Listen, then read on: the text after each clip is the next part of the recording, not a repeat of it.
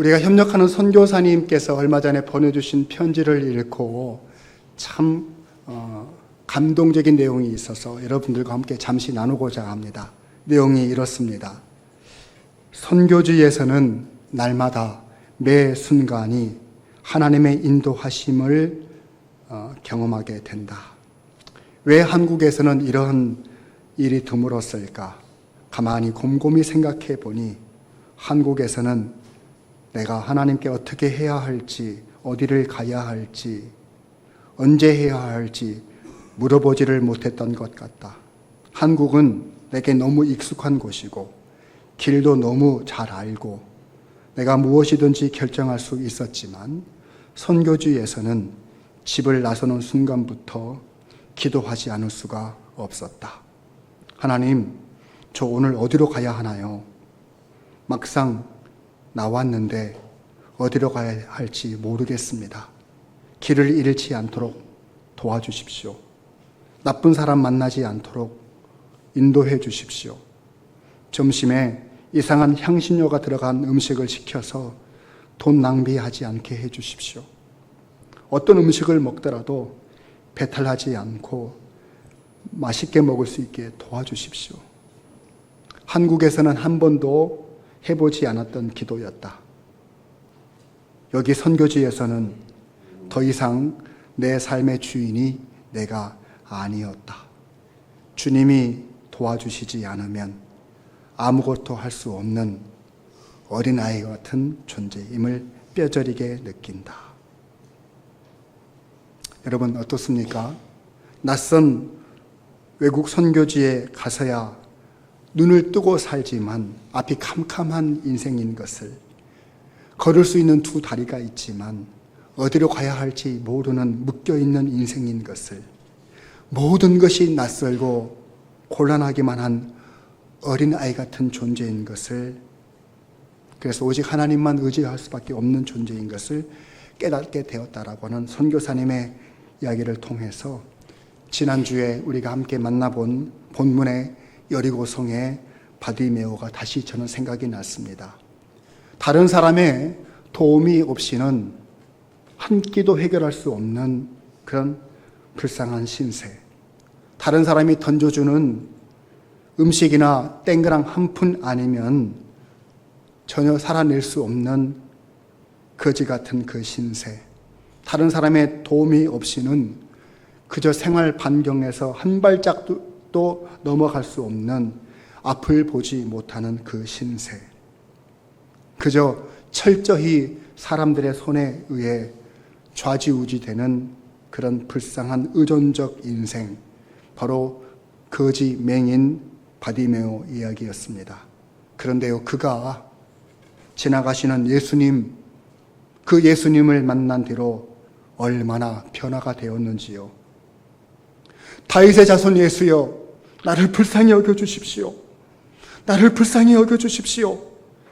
그가 평생 의지하고 살았던 겉옷을 내버리고 주님께로 뛰어갔을 때 주님은 그의 눈을 밝히 열어주시고 가거라, 네 믿음이 너를 구원하였도다. 바디메오는 이제 어디든지 사방을 향해 뛰어갈 수 있는 눈을 갖게 되었지만, 그러나 인생의 재미와 성공을 쫓는 길이 아닌 예수님을 따르는 길, 그 생명의 길을 선택하게 되었습니다. 사람을 의지하는 인생이 아닌 예수님을 의지하는 인생이 되므로 전혀 새로운 진정한 평안을 경험하는 사람이 되게 되었습니다. 여러분, 우리는 어떤가요? 우리는 눈을 떴지만 미래가 보입니까? 눈을 떴지만 이 시간 영의 눈이 열려 주님을 보십니까? 천국 문이 열려 있음을 보십니까? 그렇지 못하다면 우리는 아직 영적 어두움의 맹인의 자리에서 그저 사람들이 던져주는 땡가랑 한 푼의 의미를 가지고 살아가는 그저 세상에 속한 사람이 아닌가요? 오늘 저는 다시 지난주와 똑같은 본문을 중심으로 진정한 변화의 삶을 갈망하는 저와 여러분들에게 해답을 주시는 주님의 음성을 듣는 복된 시간이 되실 수 있기를 주의 이름으로 축원을 드리겠습니다. 우리 먼저 본문 46절을 크게 한번 읽겠습니다. 시작. 그들이 여리고에 이르렀더니 예수께서 제자들과 허다한 무리와 함께 여리고에서 나가실 때에 디메오의 아들인 맹인 거지 바디메오가 길가에 앉았다가, 여리고 세상에서 가장 오래된 성이면서 그 이름이 향기롭다, 냄새가 난다 라는 뜻을 가지고 있듯이 사시사철 아름다운 꽃이 피는 그런 도시였습니다. 또한 여리고는 마르지 않는 샘물이 솟아나서 사람이 참 살기 좋은 환경을 갖춘 도시였습니다. 이토록 향기롭고 풍요로운 도시, 사람이 너무 살기 좋은 그 도시에 천벌을 받은 듯 앞을 보지 못하는 부정한 인생, 사람의 도움이 없이는 굶어 죽을 수밖에 없는 거지 같은 인생. 그래서 향기롭기보다는 역겨운 냄새가 풍겨지는 그 비참한 인생, 얼마나 불행하고 비참하고 우울한지. 그의 이름이 바디메오, 이름이 없는 아버지의 이름, 그 이름을 물려받은 그 사람의 인생을 그 스스로는 어떻게 인식하고 있었을까요? 47절 말씀 같이 한번 읽겠습니다. 시작. 나사렛 예수시라는 말을 듣고 소리질러 이르되 다윗의 자손 예수여 나를 불쌍히 여기소서 하거늘. 바디메오는요, 예수님께서 지나가신다는 주변 소리를 듣고서 다윗의 자손 예수여 나를 불쌍히 여겨주시옵소서, 다윗의 자손 예수여 나를 불쌍히 여겨주시옵소서, 자기를 불쌍한 존재임을 고백하고 있습니다. 진정한 변화의 첫걸음은 내가 누구인지를 정확하게 알고 있는 것이 변화의 첫걸음임을 여러분들에게 말씀드리고 싶습니다. 불쌍한데도 불쌍한지 모르는 사람들은 변화를 경험할 수가 없는 것입니다. 사유를 멈추면 자유도 멈춘다라는 유명한 말을 남긴 사람이 바로 한나 아렌트라고 하는 독일 출신의 유대인인 미국의 사회철학자입니다. 이분이 쓰신 책 중에 예루살렘의 아히만이라고 하는 책은 굉장히 유명한 저서인데, 어떻게 평범한 사람이 악마가 될 수 있는가, 악의 평범성에 대해서 다룬 주제를 담고 있는 책입니다. 그녀는 2차 세계대전 때, 1차 세계대전 때죠. 이 독일의 아우슈비츠 수용소에서 홀로코스트를 경험했지만 살아남은 생존자입니다. 그 책에는 그가 경험했던 아우슈비츠의 얘기를 비롯해서 전쟁이 끝나고 나치 잔당들을 척결하는 재판을 다루는 얘기들이 많이 담겨져 있습니다. 그 내용 중에 어느 재판이 벌어지는 법정 얘기를 소개해주고 있는데, 디무르라고 하는 유대인이 증인석에 앉게 되었습니다. 그때 재판장은 증인석에 앉아있는 사람에게 저 건너편에 있는 피고인석의 사람을 똑바로 쳐다보라고 얘기합니다. 증인, 저 건너편에 저 사람을 자세히 보십시오. 그랬더니 눈을 들어서 반대편에 있는 사람을 한참 동안 쳐다보던 그 사람, 그러더니 그 증인이 그 자리에서 정신을 잃고 쓰러지는 것입니다. 그래서 갑자기 법정이 웅성웅성 산만해지게 되었습니다. 그래서 막 경찰관들이 와서 그 사람을 인공호흡을 하면서 정신을 차리게끔 하고 다시 법정이 재개되어졌을 때 그 재판장은 그 증인에게 이렇게 물었습니다. 증인, 왜 갑자기 정신을 잃고 쓰러지셨습니까? 저 사람이 아돌프 아이히만이 맞습니까? 고개를 끄덕거립니다. 저 사람이 행한 그 극악무도한 죄가, 그 폭력이 생각나서 그랬습니까? 아닙니다. 그러면 저 사람에 대한 미움과 증오심 때문에 정신이 혼미되었습니까? 그것도 아닙니다. 그러면 왜 정신을 잃었습니까? 이때 그 증인의 한마디가 법정에 있는 모든 사람들을 충격에 빠뜨렸습니다. 저 사람이 너무 평범해서요. 저 평범한 얼굴로 수많은 유대인들을 죽였다는 것이 믿어지지가 않습니다. 저 선한 얼굴을 가진 사람이 수많은 유대인들을 가스실로 집어넣고 죽인 악마라는 것이 절대 믿어지지가 않습니다. 저렇게 평범한 사람이 그럴 수 있다는 것이 믿어지지가 않는다고요. 그러면서 눈물을 막 쏟는 겁니다. 계속적으로 충격적인 얘기는 이어지는 겁니다. 재판장님, 제가 쓰러진 이유는 나도 저 사람이 될 수 있겠구나. 내 속에도 저 아히만이 살고 있고 미움과 증오와 살인의 광기가 있는 것을 깨닫고 내가 정신을 잃게 된 것입니다. 여러분 어떻습니까? 저와 여러분들은 좀 다릅니까? 미움과 증오로 가득한 살인의 광분이 내 속에서는 춤추고 있지 않습니까? 눈을 뜨고 살지만 눈이 먼 채로 미래를 한 치 앞도 바라보지 못하면서 오늘을 현실을 살면서 너무 당당한 우리들의 모습 보이지 않습니까? 앞을 바라보지 못하는 영적 무감각을 지녔지만 떳떳한 척 그렇게 길가에 구걸하고 있는 이 바디메오처럼 비참한데 떵떵한 것처럼 그렇게 가식적으로 자신을 포장하고 살고 있지는 않습니까? 우리의 모습을 직시하지 못하면, 우리가 어떤 존재인지를 정확하게 알지 못하면 진정한 변화는 이루어지지 않는 것입니다. 사도 바울은요, 로마서 7장 24절에서 오호라 나는 곤고한 사람이로다. 이 사망의 몸에서 누가 나를 건져내랴 탄식하고 또 탄식했습니다. 그는 자기 맛에 살던 사람이거든요. 사랑이 넘치던 사람이거든요. 출생신분부터 배워온 것들부터 자기가 가지고 있는 것이 넘치는 사람이었거든요. 그래서 그는 자신만만했던 사람이거든요. 그런데 예수님을 만나고 자기 자신이 곤고한 사람인 것을 깨닫게 된 겁니다. 이 사망의 몸에서, 죽음으로 가득한 이 몸에서, 이미 썩어진 이 몸에서 누가 나를 건져낼 수 있으랴 탄식하고 또 탄식할 수밖에 없었습니다. 그는 자기 자신을 깨닫고 난 후에야 진정한 변화의 첫걸음을 걸을 수가 있었기 때문에 이어지는 25절에서 이렇게 얘기합니다. 우리 주 예수 그리스도로 말미암아 하나님께 감사하노라. 사랑하는 성도 여러분, 오직 예수 그리스도만이 이 곤고한 나를, 사망의 몸을 가진 나를 변화시켜 주시는 줄로 믿으실 수 있기를 바랍니다.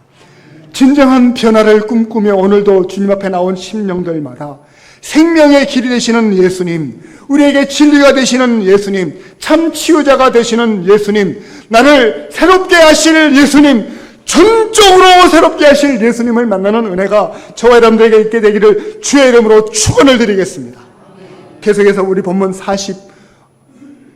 48절 말씀 같이 읽겠습니다. 시작. 많은 사람이 꾸짖어 잠잠하라 하되 그가 더욱 크게 소리질러 이르되 다윗의 자손이여 나를 불쌍히 여기소서 하는지라.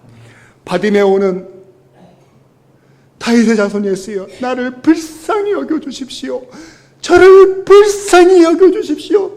저 불쌍한 존재입니다. 크게 소리를 외쳤는데요, 예수님께 그 소리가 들렸는지 그 마음이 전달되어졌는지 알 길이 없어요. 왜냐하면요, 예수님과 바디메오 사이에는 장애물과 방해물들이 잔뜩 있었기 때문이에요. 많은 사람들이 예수님과 바디메오 사이에서 방해물이 되고 있었습니다. 너 입 다물어라, 조용히 해라, 너같이 부정한 자가, 너같이 더러운 자가, 너같이 가치 없는 자가 어찌 그렇게 소리를 내느냐 하면서요, 얼마나 방해를 하는지요. 진정한 변화를 위한 첫 번째 발걸음이 자신의 불쌍함을 아는 존재, 아는 것이라면 두 번째는 어떻게 그 방해물을 극복해낼 수 있는가가 관건이 될 것입니다. 여러분, 모든 물줄기는 바다를 향하여 흘러가고 결코 멈추지 않습니다. 많고 많은 강물들이 장애물이 없고 방해물이 없겠습니까? 꺾고 수백 번 꺾고 수천 번 꺾어야 바다를 향해서 물이 흘러갈 수가 있는 겁니다. 바위가 가로막고 수풀이 가로막고 언덕이 가로막아서 그 물줄기가 멈추면 그 물은 썩게 되어 있습니다. 고이면 썩게 되어 있는 겁니다. 방해물을, 장애물을 극복하지 못하는 인생들마다 진정한 변화를 맛보기보다는 썩어지고 문드러질 수밖에 없는 것입니다. 바디메오가 어떻게 사람들의 방해를 극복해낼 수 있었을까요? 오늘 말씀을 통해서 우리가 받고 싶은 교훈이 그것입니다. 사람들은요, 바디메오의 입을 단속하기도 했지만은요, 바디메오에게 예수님에 대하여 잘못된 정보를 제공하기도 했어요. 누구십니까? 저분이 누구시냐고요? 나사렛 출신의 예수다. 나사렛 예수다. 그렇게 알려주었습니다. 그것은 한편 정확한 정보이기는 하지만 오염되고 사람들의 가치와 편견이 섞여 있는 정보이기도 한 겁니다. 나사렛 출신이라는 말 속에는 사람들의 평가가 들어가 있는 겁니다. 속담에 나사렛에서 무슨 선한 것이 나겠느냐라는 그런 속담이 있잖아요. 나사렛 출신에서는 훌륭한 사람 나올 리가 없다. 나사렛은 버려진 사람들 뿐이다. 피가 섞인 혼혈들이 많이 산 동네이기 때문에 유대 사회에서 지도자가 나올 수가 없다. 이런 뜻인 겁니다.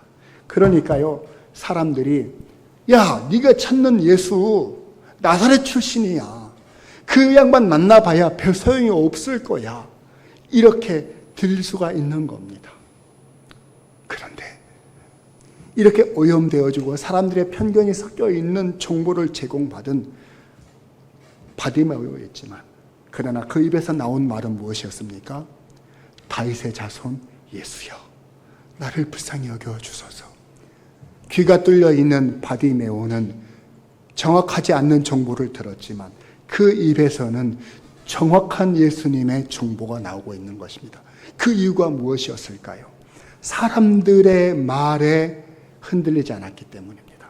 사람들이 전해주는 정보의 중심과 기준을 삼지 않았기 때문입니다. 그러면 무엇의 기준을 삼았을까요? 그것은 하나님의 말씀의 기준을 삼았던 증거입니다. 우리 함께 이사야서 35장 4절로 6절 말씀 보시면, 보라, 너희 하나님이 오사 보복하시며 갚아주실 것이라.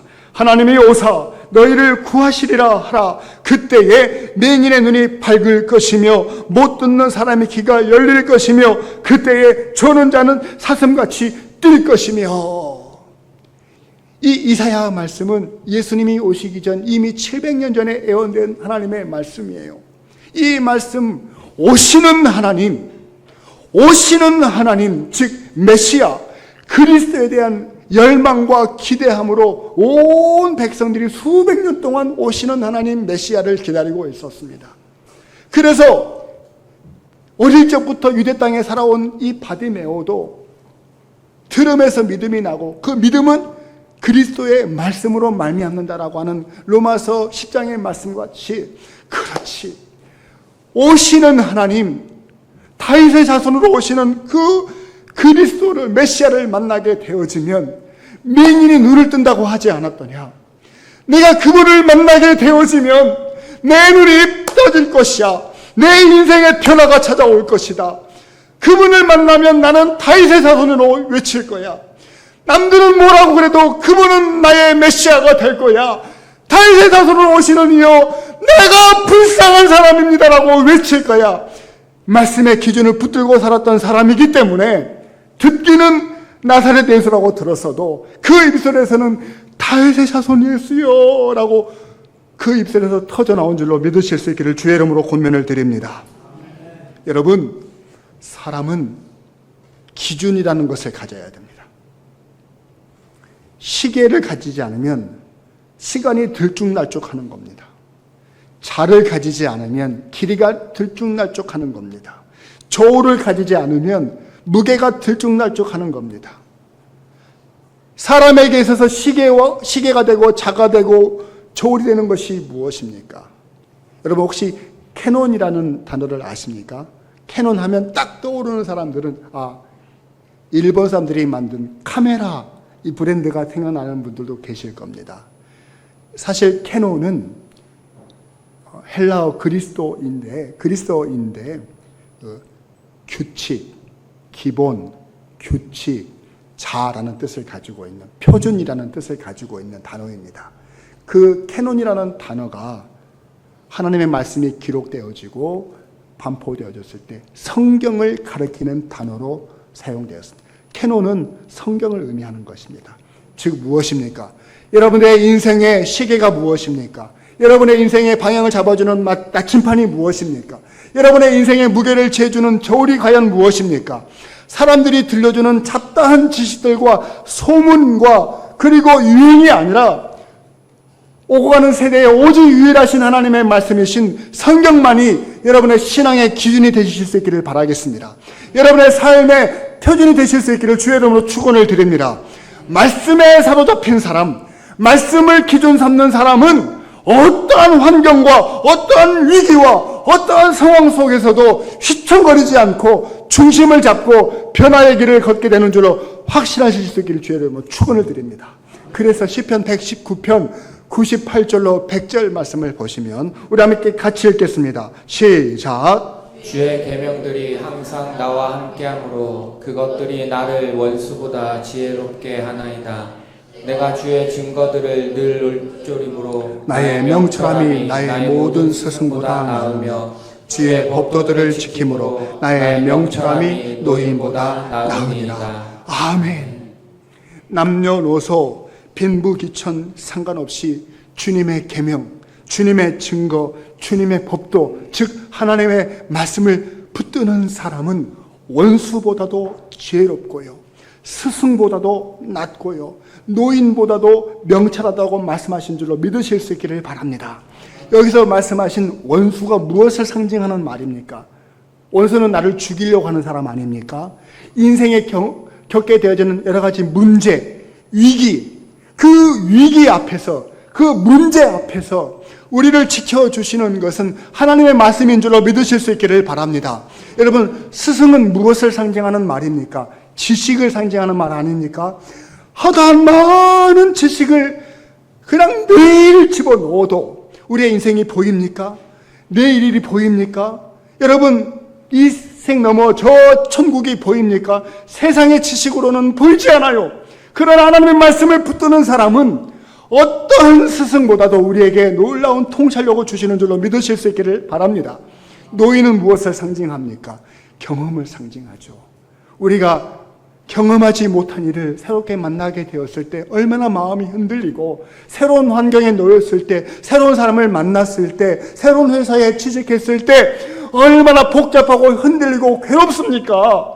그런데요, 우리가 사람을 의지하면은요 또 흔들리거든요. 오직 하나님의 말씀만 붙들고 그 말씀 앞에서 우리 자신을 중심을 잡을 때 우리는 진정한 변화를 경험하게 되어지며 많은 사람들에게 선망의 대상이 되어지며 복 있는 사람들로 쓰임받게 되는 줄로 확실히 믿으실 수 있기를 주의 이름으로 축원을 드립니다. 우리 이제 마지막으로 본문 49절 말씀 같이 한번 읽겠습니다. 시작. 예수께서 머물러 서서 그를 부르라 하시니 그들이 그 맹인을 부르며 이르되 안심하고 일어나라, 그가 너를 부르신다 하매. 예수님께서 머물러 서셨다 이렇게 말씀하십니다. 예수님께서 가시던 발걸음을 멈춰섰다는 얘기입니다. 왜요? 여리고가 예수님에게 목적지였습니까? 예수님의 목적지는 여리고가 아니고 더 높은 산으로 올라가서 예루살렘이 목적지였습니다. 궁극적으로는 골고다 언덕 십자가가 목적지이죠. 그 십자가 지시기까지는 예수님은 절대 발걸음을 멈추시는 분이 아니십니다. 갖은 고난과 방해가 있어도 예수님은 그 발걸음을 멈추지 않으십니다. 바리새인과 서기관과 같은 많은 사람들이 예수님을 예루살렘에 올라가지 못하도록 얼마나 방해했습니까? 그러나 예수님은 발걸음을 멈춘 적이 없으십니다. 열심히 훈련시켰던 제자들도 자꾸 뒷걸음질 치면서 예수님을 잡아 당기는 것 같습니다. 그럼에도 예수님은 앞장서서 예루살렘을 향해서 올라가셨던 분이십니다. 그런데 그 예수님께서 머물러 서셨다는 겁니다. 왜요? 많은 사람들이 때를 이루어서 바리케이트를 치고서 못 가게 해서입니까? 아닙니다. 아니면 총과 칼을 든 군인들이 예수님을 앞에서 협박했기 때문입니까? 그렇지도 않습니다. 많은 사람 때문에 멈춰선 것이 아니고 단 한 사람, 바디메오 때문에 멈춰서셨다는 거예요. 그 이유가 무엇이냐? 바디메오가 부르짖었기 때문이에요. 나사렛 예수여가 아니고 다윗의 자손 예수여, 나를 불쌍히 여겨주소서. 한 번이 아니고 계속적으로 부르짖을 때 예수님은 발걸음을 멈춰섰다는 것입니다. 사실 예수님 주변에는 많은 사람들이 있었기 때문에요. 얼마나 시끄러웠겠어요. 얼마나 시장통 같았겠어요. 그러니 한 사람의 목소리가 귀에 들리기가 만무하죠. 그런데 예수님은 그 소음을 뚫고 들려오는 바디메오의 소리 때문에 발걸음이 멈춰졌다는 거예요. 이것이 기도의 능력입니다. 뭐의 능력이라고요? 기도의 능력. 기도에는 능력이 있습니다. 믿으시면 아멘 하십시오. 제가 이거를 설명해 드리려고 하는데요. 자, 예수님이 지금 어디에 계십니까? 여리고요. 여리고는 성경상에 지금 계시는 곳이고, 지금 현재 오늘 이 시간에는 어디에 계십니까? 우리 안에 있습니까? 할렐루야! 그것도 맞고요.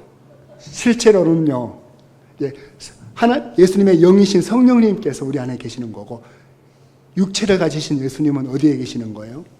천국에 하늘 보좌에 계시는 게 맞죠? 맞아요. 하늘 보좌에 계시는데 요한계시록에 보면 그 하늘 보좌를 묘사하기를 높은 곳에 성부 하나님의 보좌가 있고요.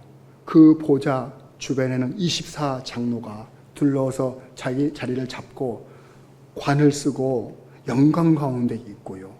그리고 그 주변에는 네 생물체가 있고요. 그리고 수천 수만의 천사들과 그리고 하나님의 백성들이 운집해서 쫙 모여 있는데 그 보좌 앞에는 수정과 같은 유리바다가 쫙 펼쳐 있다라고 했어요. 근데 그 보좌에서 엄청난 소리가 들려옵니다. 무슨 소리? 엄청난 소리. 그 엄청난 소리가 무슨 소리인가 하면 홀리 홀리 거룩하다 거룩하다 하는 그런 찬양의 소리. 요한계시록 4장 5절 말씀, 보좌로부터 번개와 음성과 우레소리가 나고, 그러니까 이게 번개 소리, 우레소리가 났는데 그 소리가 진짜로 번개 소리가 아니라 찬양 소리였다는 거예요. 찬양 소리가 쩌렁쩌렁 쩌렁쩌렁 가슴을 후렵하는 소리처럼 쩌렁쩌렁 나는데, 그 내용이 요한계시록 5장 11절 말씀에 보니까 이렇게 되어 있어요. 천사들의 음성이었다.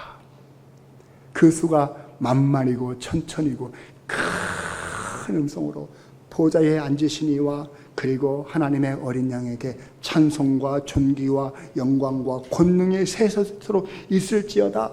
이 찬양의 가사를 막 노래를 부르는데 그 소리가 쭈릉쭈릉 울리는 그런 소리였다는 거예요. 근데 그 소리가 사도 요한에게는 어떻게 들렸는가 하면 요한계시록 14장 2절로 3절 말씀을 보시면 우리 한번 같이 읽어봐요. 시작. 내가 하늘에서 나는 소리를 들으니 많은 물소리와도 같고 큰 우레소리와도 같은데 내가 들은 소리는 검은 고 타는 자들이 그 검은 고를 타는 것 같더라. 아멘. 그 엄청난 큰 음성 소리가 하늘 보좌에서부터 울려 나오는데 어떻게 들렸다고요? 많은 물소리처럼 들렸다는 거예요. 많은 물소리. 여러분, 많은 물소리를 들어보셨나요? 좀 자랑 같아서 여러분들 좀 죄송하지만 좀 양해하시고 들어주시기를 바랍니다. 제가 세계 3대 폭포라고 하는 캐나다와 미국 사이에 있는 나이아가라 폭포, 제가 나이아가라 폭포를 가서 제가 10살이 젊어져서 왔습니다. 왜요? 나이아가라! 그래가지고 웃자고 하는 말씀에 그렇게 안 웃기로 작정하시면 제가 곤란해집니다. 그런데 여러분, 저 멀리서 나이아가라 폭포를 보니까 장관이 띠다. 이야, 그러니까 스케일이 다르니까요. 엄청나게 멋있더라고요. 근데 이제 캐나다 쪽에서도 미국 쪽에서도 폭포에서 좀 떨어지는 곳에서 유람선이 사람을 태우고 폭포 밑에까지 이렇게 들어가요. 진짜로.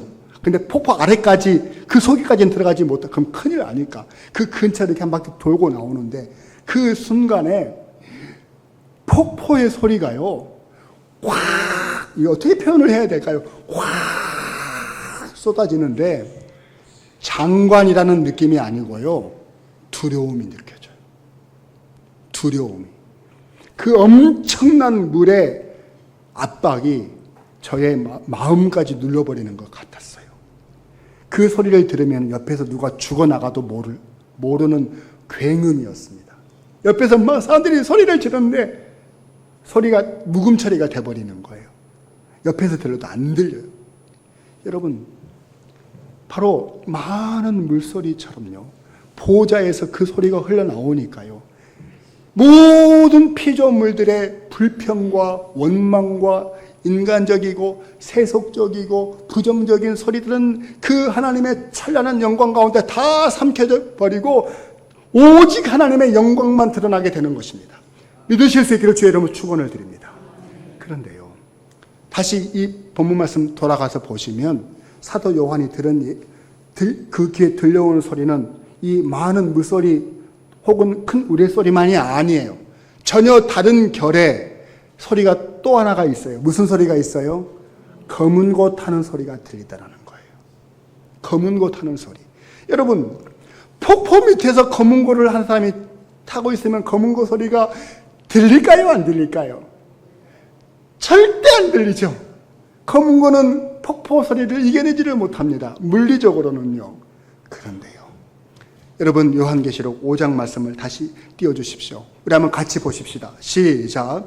그 어린 양이 나와서 보좌에 앉으신 이의 오른손에서 두루마리를 취하시니 그 어린 양 앞에 엎드려 각각 검은과 향이 가득한 금 대접을 가졌으니 이 향은 성도의 기도들이라. 아멘. 제가 신앙적 상상력을 발휘해서 설명을 드려볼 테니까, 아이 목사님 그때 설명하시는 것이 다 뻥이던데 다음에 천국 가서 저한테 혼내키시더라도 지금 한번 잘 들어보세요.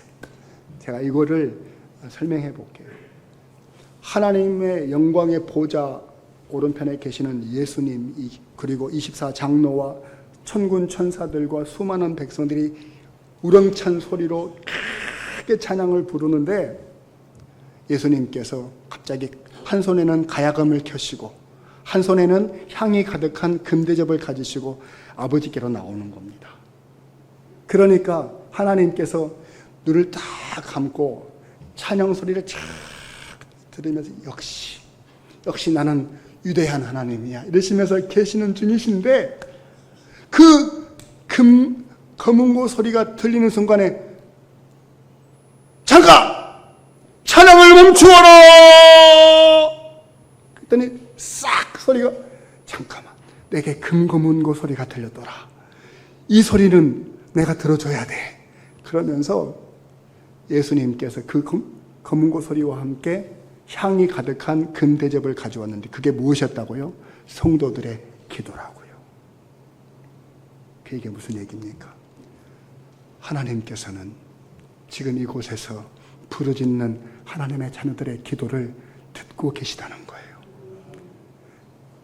기도가 천국 문을 연다, 하늘 보좌를 흔든다라는 표현이 맞는지는 모르겠으나, 그러나 분명한 것은 성도의 기도 소리가 천군 천사들의 찬양 소리보다 하나님의 귀에 쟁쟁이 들린다는 것은 사실인 겁니다. 갈 길을 멈추지 아니하시는 예수님의 발걸음을 멈추게 했던 것은 주변에 많은 사람들의 잡소리가 아니고 이 바리메오의 간절히 부르짖는 기도였다는 것을 믿으실 수 있기를 바랍니다. 사랑하는 성도 여러분, 우리의 기도에 걸음을 멈추시는 예수님, 우리의 부르짖는 기도에 모든 것을 조용히 시키시고 음미하시는 그 하나님 앞에 나와 기도하십시오. 그럼 우리의 인생에 놀라운 진정한 변화가 이루어지게 되는 줄로 확실히 믿으실 수 있기를 주의 이름으로 축원을 드립니다. 여러분, 찬송가를 보면 보통 보면 찬송가 오른쪽 위에는 작곡가의 이름이 기록이 되어 있고요, 왼쪽 위에는 작사가의 이름이 기록이 되어 있어요. 우리가 가지고 있는 이 찬송가가 600곡이 넘는데 600곡 중에 무려 24곡이 한 사람의 작사가로부터 기록되어진 찬양이에요. 그 이름이 바로 펜 크로스비라고 하는 여성입니다. 그녀는 여러분 사진을 보신 바와 같이 생후 6개월 만에 시력을 잃은 사람입니다. 어둠 속에서 어린 시절 젊은 세월을 얼마나 힘들게 살았겠습니까? 소망 없이 살지 않았겠습니까?